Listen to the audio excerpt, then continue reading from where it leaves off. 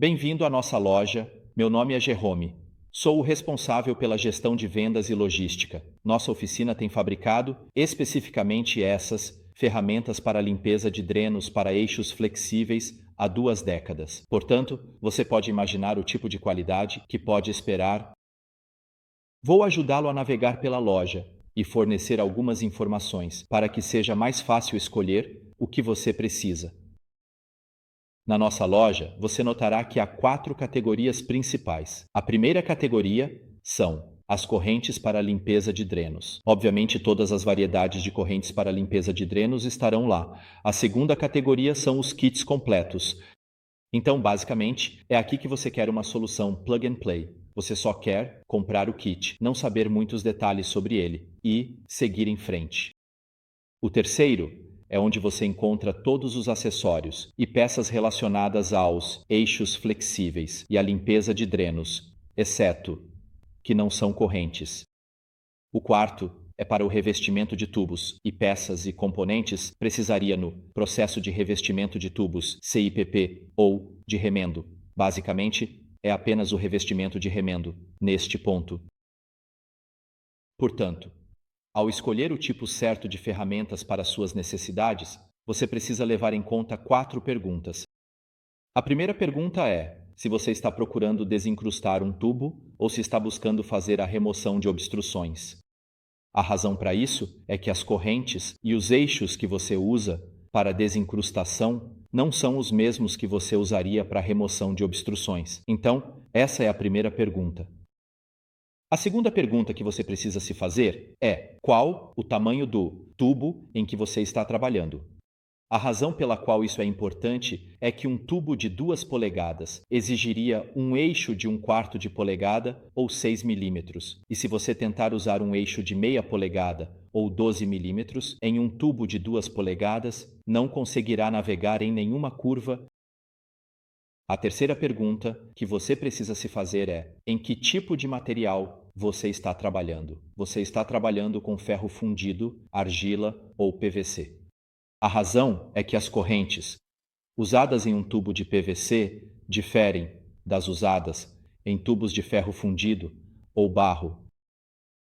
A última pergunta é: os tipos de pontos de acesso que você tem disponíveis. Porque os pontos de acesso ao dreno determinam o comprimento do eixo. Agora, sempre recomendamos que você tente obter o eixo mais curto possível. A razão é que todos os eixos flexíveis são muito mais eficientes em distâncias curtas do que em distâncias longas, enquanto a maioria dos clientes deseja adquirir 100 pés ou 30 metros. Recomendamos que você verifique quais pontos de acesso são necessários. Além disso, é muito raro que a obstrução esteja a 30 pés de distância, a 100 pés de distância. Dito isso, há mais uma coisa que você precisa ter em mente ao escolher um eixo.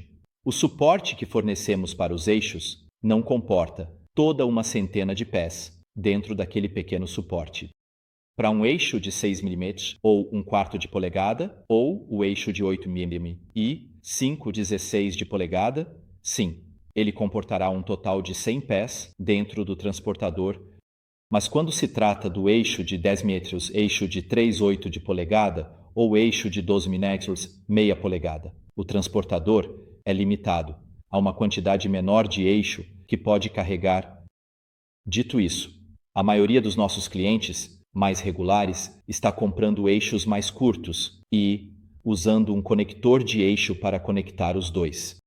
Portanto, o benefício de fazer isso é que, em média, você usaria um eixo mais curto diariamente. Se você acabar torcendo seu eixo ou algo nesse sentido, não precisa parar, pegar uma lixadeira, cortar seu eixo e reconectá-lo.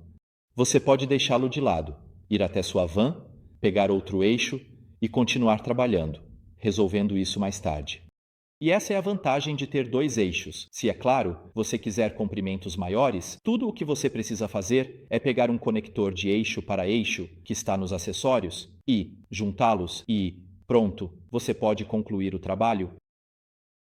Agora, estamos falando sobre a diferença nas correntes. Você tem uma corrente circular e tem uma corrente regular como esta. Agora, Esta corrente regular, como você pode ver, tem partes de metal duro. Este também tem uma cabeça de perfuração. Então, quando perguntam se você quer uma cabeça de perfuração ou não, é a isso que estão se referindo. Isto é uma corrente sem cabeça de perfuração, e esta é uma com cabeça de perfuração. Isso responde. A diferença entre uma corrente padrão, que é uma corrente para remoção de obstruções, e uma corrente circular é que a corrente circular é destinada a tarefas de desincrustação. Isso ocorre porque a corrente circular tem mais dentes na circunferência externa e um diâmetro fixo, sendo assim destinada a desincrustar mais rapidamente. Você pode desincrustar correntes com uma corrente regular de remoção de obstruções, mas não na mesma velocidade que faria com uma corrente circular. Agora, como você pode ver, ambas as correntes que estão sendo apresentadas a você agora têm as pontas de metal duro no final da corrente, assim. Isso se deve, estes são para tubos de ferro fundido e argila, enquanto esta corrente não possui as partes de metal duro, é só uma corrente padrão. E a diferença é que esta corrente é destinada a tubos de PVC. Ela fará a mesma coisa, exceto para PVC. Essa é a diferença entre os tubos de ferro fundido, argila e PVC.